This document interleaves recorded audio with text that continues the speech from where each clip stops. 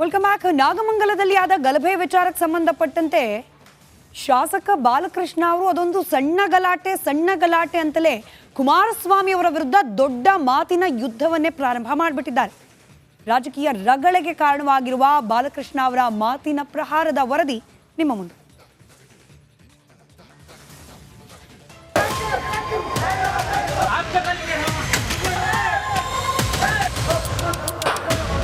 ನಾಗಮಂಗಲದ ಗಲಭೆ ಪ್ರಕರಣ ರಾಜಕೀಯ ತಿರುವು ಪಡ್ಕೊತಾ ಇದೆಯಾ ಅಂತ ಹೇಳಿ ಅದನ್ನ ನೀವು ಮಾಧ್ಯಮದವರು ಮತ್ತೆ ವಿರೋಧ ಪಕ್ಷದವರು ರಾಜಕೀಯ ತಿರುವನ್ನು ಕೊಡ್ತಾ ಇದ್ದೀರಾ.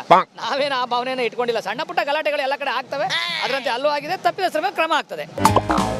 ಆಹಾ, ಅದೇನಂತ ಹೇಳಿದ್ರಿ MLA ಸಾಹೇಬ್ರೆ? ನಾಗಮಂಗಲದಲ್ಲಿ ಆಗಿರೋದು ಸಣ್ಣ ಪುಟ್ಟ ಗಲಭೆನಾ? ಇದು ನಿಮಗೆ ಸಾಮಾನ್ಯ ಗಲಾಟೆನಾ? ಅದಕ್ಕೆ ರಾಜಕೀಯ ಬೆರೆಸಿರೋದು ವಿರೋಧ ಪಕ್ಷನಾ ಅಥವಾ ಮಾಧ್ಯಮನಾ? ಮಾಧ್ಯಮದವರು ಮತ್ತೆ ವಿರೋಧ ಪಕ್ಷದವರು ರಾಜಕೀಯ ತಿರುವನ್ನು ಕೊಡ್ತಾ ಇದ್ದೀರಾ. ಸಣ್ಣ ಪುಟ್ಟ ಗಲಾಟೆಗಳು ಎಲ್ಲ ಕಡೆ ಆಗ್ತವೆ. ಅಸಲಿಗೆ ಸೆಕ್ಯೂರಿಟಿ ನೆಟ್ಗಿಲ್ಲ, ಪೊಲೀಸರು ಅಲರ್ಟ್ ಇಲ್ಲ, ನಿಮ್ಮ ಕೆಲಸ ನೀವು ನೆಟ್ಗೆ ಮಾಡ್ತಾ ಇಲ್ಲ. ಇದನ್ನ ಪ್ರಶ್ನೆ ಮಾಡಿದರೆ ಹಿಂಗೆ ಉಲ್ಟಾ ಹೊಡೆಯೋದಾ? ಇದರ ಮೇಲೆ ತಪ್ಪಿತಸ್ಥರಿಗೆ ಶಿಕ್ಷೆ ಆಗತ್ತೆ ಅನ್ನೋ ಡೈಲಾಗ್ ಬೇರೆ. ನಾನು ಹೇಳ್ತಾ ಇಲ್ವಾ, ಯಾರು ತಪ್ಪು ಮಾಡೋರು ಅವ್ರಿಗೆ ಶಿಕ್ಷೆ ಆಗ್ತದೆ. ನಾವು ಹೇಳಿದೀವಿ ಈಗಾಗಲೇ, ಯಾವುದೋ ಒಂದು ಧರ್ಮವನ್ನು ಓಲೈಕೆ ಮಾಡ್ತಕ್ಕಂಥ ಸಂಸ್ಕೃತಿ ನಮ್ಮ ಪಕ್ಷದಲ್ಲಿ ಇಲ್ಲ. ನಾವೆಲ್ಲ ಧರ್ಮಕ್ಕೂ ಕೂಡ ಗೌರವ ಕೊಡ್ತಕ್ಕಂಥವ್ರು. ಆ ಧರ್ಮದ ವಿಚಾರವನ್ನು ಇಟ್ಕೊಂಡು ಯಾರು ತೊಂದರೆ ಕೊಡ್ತಾರೆ ಅವ್ರ ಶಿಕ್ಷೆನ ಅನುಭವಿಸಲೇಬೇಕು ಅಂತೇಳಿ ನಮ್ಮ ಒತ್ತಾಯ. ಗಲಾಟೆ ಗಲಭೆ ಬಗ್ಗೆ ಆ ರೀತಿ ಮಾತನಾಡಿದರೆ ಹಳೆ ಗೆಳೆಯನ ವಿರುದ್ಧವೂ ಶಾಸಕ ಬಾಲಕೃಷ್ಣ ಗುಡುಗಿದ್ರು. ಬೆಂಕಿ ಹಚ್ಚೋದೇ ಕುಮಾರಸ್ವಾಮಿ ಕೆಲಸ ಅಂತ ಕಿಂಡಲ್ ಮಾಡಿದ್ರು. ಪಾಪ ಕುಮಾರಸ್ವಾಮಿ ಅವ್ರು ಹಂಗೆ ಮಾತಾಡೋದು. ಅವ್ರ ಮಾತುಗೂ ಅವರ ಕೃತಿಗೂ ಒಂದಕ್ಕೊಂದಕ್ಕೆ ಹೋಲಿಕೆ ಆಗೋದಿಲ್ಲ. ಕುಮಾರಸ್ವಾಮಿ ಅವರು ಎಲ್ಲೋದ್ರೂ ಬೆಂಕಿ ಹಚ್ಚಕ್ಕಂಥ ಕೆಲಸನೇ ಅಲ್ವಾ? ಕಡ್ಡಿ ಇಲ್ಲದೇ ಏನು ಬೆಂಕಿ ಕಡ್ಡಿ ಇಲ್ಲದೇ ಬೆಂಕಿ ಹಚ್ಚಕ್ಕಂಥ ಕೆಲಸ ಕುಮಾರಸ್ವಾಮಿ ಅವ್ರು ಮಾಡ್ತಾರೆ. ಪಾಪ ಅವ್ರ ಕೆಲಸನೇ ಅದು. ಅವ್ರ ಅಭಿವೃದ್ಧಿ ವಿಚಾರದಲ್ಲಿ ಯಾವತ್ತೂ ಕೂಡ ಅಭಿವೃದ್ಧಿ ಮಾಡಿದ್ದೀನಿ ಮತ್ತೆ ಓಟ್ ಕೊಡಿ ಅಂತ ಕೇಳಿಲ್ಲ. ಒಟ್ಟಿನಲ್ಲಿ ಊರೇ ಹೊತ್ತುರಿತಿದ್ರೆ ಅವನ್ಯಾರೋ ಒಬ್ಬ ಪಿಟೀಲ್ ಬಾರಿಸ್ತಿದ್ನಂತೆ. ಮಾಗಡಿ ಬಾಲಕೃಷ್ಣ ಅವರ ಮಾತು ಹಾಗೆ ಆಗಿದ್ದು. ಇವರು ಡೈಲಾಗು ರಾಜಕೀಯದಲ್ಲಿ ಅದ್ಯಾವ ರಗಳೆ ಸೃಷ್ಟಿಸುತ್ತೋ ದೇವರೇ ಬಲ್ಲ. Mahadev Swamy, Republic Kannada, Ramanagara. Welcome back. ನಾಗಮಂಗಲದಲ್ಲಿ ಆದ ಗಲಭೆ ವಿಚಾರಕ್ಕೆ ಸಂಬಂಧಪಟ್ಟಂತೆ ಶಾಸಕ ಬಾಲಕೃಷ್ಣ ಅವರು ಅದೊಂದು ಸಣ್ಣ ಗಲಾಟೆ ಅಂತಲೇ ಕುಮಾರಸ್ವಾಮಿ ಅವರ ವಿರುದ್ಧ ದೊಡ್ಡ ಮಾತಿನ ಯುದ್ಧವನ್ನೇ ಪ್ರಾರಂಭ ಮಾಡಿಬಿಟ್ಟಿದ್ದಾರೆ. ರಾಜಕೀಯ ರಗಳೆಗೆ ಕಾರಣವಾಗಿರುವ ಬಾಲಕೃಷ್ಣ ಅವರ ಮಾತಿನ ಪ್ರಹಾರದ ವರದಿ ನಿಮ್ಮ ಮುಂದೆ.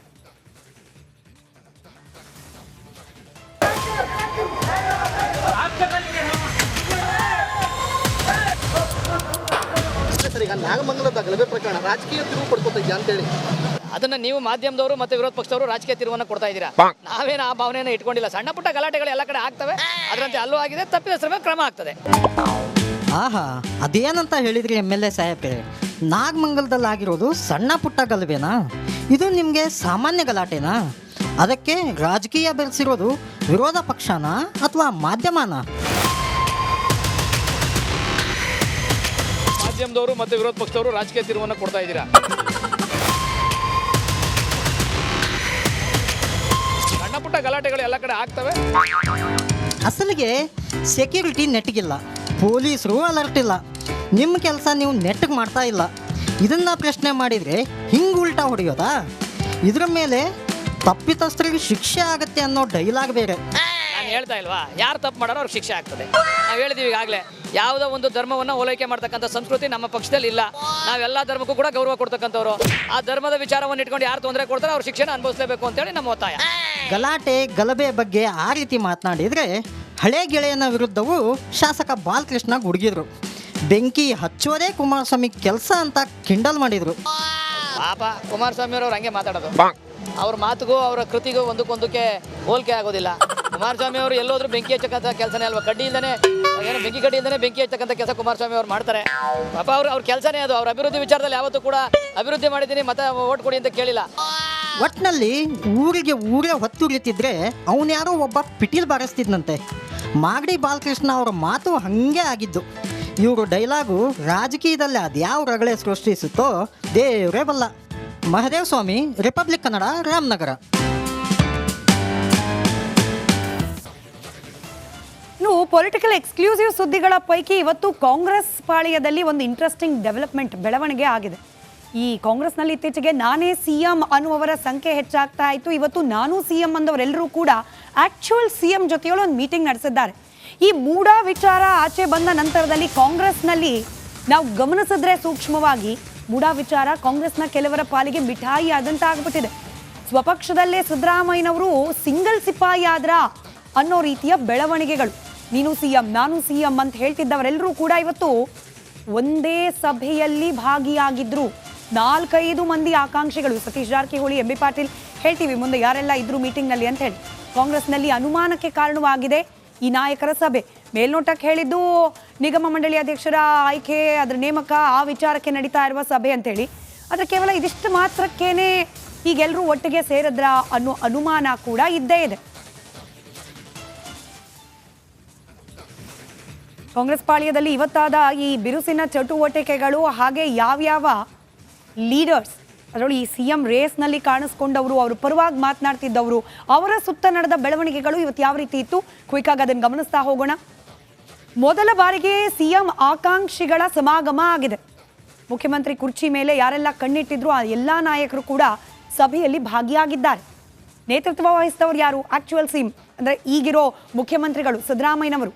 ಅವರನ್ನ ಕೆಲ ಶಾಸಕರು, ಸಚಿವರು ಭೇಟಿಯಾಗಿದ್ರು. ಆ ಪೈಕಿ RV ದೇಶಪಾಂಡೆ ನಾನು CM ಅಂದಿದ್ರು. ಅವಕಾಶ ಕೊಟ್ಟರೆ ಈ ಸೀನಿಯಾರಿಟಿ ಗಿರಿಯಾರಿಟಿ ಎಲ್ಲ ಪ್ರಶ್ನೆ ಬರೋದಿಲ್ಲ, ನಮಗೂ ಕೂಡ ಒಂದು ಅವಕಾಶ ಸಿಕ್ಕಿದ್ರೆ ನಾನು ರೆಡಿ ಅಂತ ಹೇಳಿದರು. ಅವರು ಕೂಡ ಇದ್ರು ಇವತ್ತಿನ ಮೀಟಿಂಗ್ನಲ್ಲಿ. ಡಾಕ್ಟರ್ G ಪರಮೇಶ್ವರ್ ನೇರವಾಗಿ ನಾನು CM ಅಂದೇ ಹೋದರೂ ಕೂಡ ಅವ್ರ ಪರವಾಗಿ ಅನೇಕರು ಮಾತನಾಡ್ತಿದ್ರು. ಮುಖ್ಯಮಂತ್ರಿ ಕುರ್ಚಿ ಮೇಲೆ ಕಣ್ಣಿಟ್ಕೊಂಡೇನೆ MB ಪಾಟೀಲ್, ಸತೀಶ್ ಜಾರಕಿಹೊಳಿ ಅವರ ಜೊತೆಯಲ್ಲಿ ಬ್ರೇಕ್ಫಾಸ್ಟ್, ಲಂಚ್ ಮೀಟಿಂಗ್ ಮಾಡ್ತಿದ್ದಾರೆ. ಇದೇ ಕಾರಣಕ್ಕೆ ದೆಹಲಿಗೆ ಹೋಗಿ ಬಂದರು ಅನ್ನೋ ಚರ್ಚೆ ಕೂಡ ನಡೀತಾ ಇತ್ತು. ಪರಮೇಶ್ವರ್ ಅವರು ಕೂಡ ಇವತ್ತಿನ ಮೀಟಿಂಗ್ನಲ್ಲಿದ್ದರು. ಸತೀಶ್ ಜಾರಕಿಹೊಳಿ ಅಭಿಯಾನನೇ ನಡೆದೋಯ್ತು ಬೆಳಗಾವಿ ಭಾಗದಲ್ಲಿ, ಮುಂದಿನ ಮುಖ್ಯಮಂತ್ರಿ ಸತೀಶ್ ಜಾರಕಿಹೊಳಿ ಅಂತ ಹೇಳಿ. ಅವರು ಕೂಡ ಇದ್ರು ಮೀಟಿಂಗ್ನಲ್ಲಿ. ಮತ್ತೊಂದು ಕಡೆ MB ಪಾಟೀಲ್ರು ಕೂಡ ಇವತ್ತಿನ ಸಿದ್ದರಾಮಯ್ಯ ನೇತೃತ್ವದ ಸಭೆಯಲ್ಲಿ ಇದ್ದು. ಸದ್ಯಕ್ಕೆ ಸಿದ್ದರಾಮಯ್ಯನವರೇ ನಮ್ಮ ನಾಯಕ ಅಂತ ಹೇಳಿ ಇವತ್ತು ಕೂಡ ಎಲ್ಲರೂ ಮಾತನಾಡಿದ್ದಾರೆ. ಇನ್ಫ್ಯಾಕ್ಟ್ ಮಾಧ್ಯಮಗಳು ಪ್ರಶ್ನೆ ಕೇಳಿದ ಸಂದರ್ಭದಲ್ಲಿ ನಾನು CM ಅಂತ ಹೇಳೋಕೆ ಮುಂಚೆ ಸದ್ಯಕ್ಕೆ ಸಿದ್ದರಾಮಯ್ಯನವರೇ CM ಅಂತ ಹೇಳೇನೆ ಮಾತು ಪ್ರಾರಂಭ ಮಾಡಿದವರು ಇವರೆಲ್ಲರೂ ಕೂಡ. ಇವತ್ತು ಈ ಸಭೆ ಆದ ಬಳಿಕವೂ ಕೂಡ, ಸಭೆಗೆ ಹೋಗೋ ಸಂದರ್ಭದಲ್ಲೂ ಕೂಡ ಎಲ್ಲರೂ ಹೇಳಿದ ಒಂದೇ ಮಾತು, ಸಿದ್ದರಾಮಯ್ಯ ನಮ್ಮ ಲೀಡರ್ ಅನ್ನೋದು. ಈ ಬೆಳವಣಿಗೆ ಒಂದ್ ಕಡೆ ನಡೀತಾ ಇದ್ರೆ, ಮತ್ತೊಂದು ಕಡೆ ವಿದೇಶದ ನೆಲದಲ್ಲಿ DK ಶಿವಕುಮಾರ್ ಹಾಗೆ ರಾಹುಲ್ ಗಾಂಧಿ ಅವರು ಭೇಟಿಯಾಗಿದ್ದಾರೆ. ಇದು ಕೇವಲ ಅಚಾನಕ್ಕಾಗಿ ರಾಹುಲ್ ಗಾಂಧಿ ಅವರು ಅಮೆರಿಕದಲ್ಲಿದ್ರು, DK ಶಿವಕುಮಾರ್ ಅವರು ಫ್ಯಾಮಿಲಿ ಟ್ರಿಪ್ ಭಾಗವಾಗಿ ಅಮೆರಿಕಕ್ಕೆ ಹೋಗಿದ್ರು, ಅಲ್ಲಿ ಭೇಟಿಯಾದ್ರು. ಅಲ್ಲಿ ಕೇವಲ ಅಮೆರಿಕ ಕುರಿತಾದ ಈ ವಿಸಿಟ್ ಕುರಿತಾದ ಮಾತುಕತೆ ಮಾತ್ರ ಮಾಡಿದ್ರು ಅಂತ ಕಾಂಗ್ರೆಸ್ನವರು ಹೇಳಿದ್ರೆ ಅದನ್ನು ನಂಬಬಹುದಾ? ಜಸ್ಟ್ ಅ ಕೋಇನ್ಸಿಡೆನ್ಸಾ ಈ ಭೇಟಿ? ಹೀಗೆ ಕಾಕತಾಳೀಯವಾಗಿ ಆದ ಭೇಟಿಯಲ್ಲಿ ರಾಜ್ಯ ರಾಜಕೀಯದ ಬಗ್ಗೆ ಏನು ಮಾತುಕತೆ ಆಗಲೇ ಇಲ್ವಾ? ಅನುಮಾನಗಳಿದೆ. ಮತ್ತೊಂದು ಕಡೆಯಲ್ಲಿ ಸಿದ್ದರಾಮಯ್ಯ ಅನಭಿಷಿಕ್ತ ದೊರೆ, ಅವ್ರ ನಂತರ ನಮ್ಮ ಜಿಲ್ಲೆಯ ಸರ್ದಿ ಹೇಳಿದ್ಯಾರು? DK ಶಿವಕುಮಾರ್ ಅವರ ಪರವಾಗಿ ಮಾತನಾಡ್ತಾ ಇದ್ದ ಕೆಲವರು. ಅದಾದ ನಂತರದಲ್ಲಿ ಬಾಲಕೃಷ್ಣ ಅವರ ಹೇಳಿಕೆ, ಈ ಮುಖ್ಯಮಂತ್ರಿ ರೇಸ್ ಬಗ್ಗೆ ಮಾತನಾಡ್ತಿರೋ ಸಂದರ್ಭದಲ್ಲಿ ಬಾಲಕೃಷ್ಣ ಅವರು ಸ್ವಲ್ಪ ಗರಂ ಆಗಿ, ಸ್ಟ್ರಾಂಗ್ ಆಗಿ ರಿಯಾಕ್ಟ್ ಮಾಡ್ತಿದ್ದಾರೆ. ಇವತ್ತು ಕೂಡ ರಿಯಾಕ್ಟ್ ಮಾಡಿದ್ದಾರೆ. ಮುಖ್ಯಮಂತ್ರಿ ಕುರ್ಚಿಯಲ್ಲಿ ಕೂತಿರುವ ಸಿದ್ದರಾಮಯ್ಯನವರೇ ನಮಗೆ ಲೀಡರ್, ಅವರಾದ್ಮೇಲೆ ಏನಾದರೂ ಅವಕಾಶ ಬರುತ್ತೆ ಅಂತಂದ್ರೆ ನಮ್ಮ ಜಿಲ್ಲೆಯವರನ್ನ, ಅವ್ರ ಜಿಲ್ಲೆಯವರು ಅಂದರೆ DK ಶಿವಕುಮಾರ್. ಸಿದ್ದರಾಮಯ್ಯನವರಿದ್ದಾರೆ, ಅವ್ರು ಕೆಳಗಿಡಿದ್ರೆ DK ಶಿವಕುಮಾರ್ ಅವ್ರು ಬರ್ತಾರೆ ಅನ್ನೋದು ಮಾಗಡಿ ಶಾಸಕ ಬಾಲಕೃಷ್ಣ ಅವರ ಮಾತಾಗಿತ್ತು. ನಮ್ಮ ಜಿಲ್ಲೆಯವರ ಸರ್ದಿ ಅಂದರೆ DK ಶಿವಕುಮಾರ್ ಬಿಟ್ಟು ಇನ್ಯಾರು ಬರ್ತಾರೆ ಅನ್ನೋ ಅನುಮಾನ. ಕೇಳಿಸ್ಕೊಳ್ಳಿ ಬಾಲಕೃಷ್ಣ ಅವರ ಮಾತು. ನಾವು ನಮ್ಮ ನಾಯಕರಾದ ಸಿದ್ದರಾಮಯ್ಯನವ್ರ ಮೇಲೆ ಅತೀವವಾದಂಥ ವಿಶ್ವಾಸ ಇದೆ.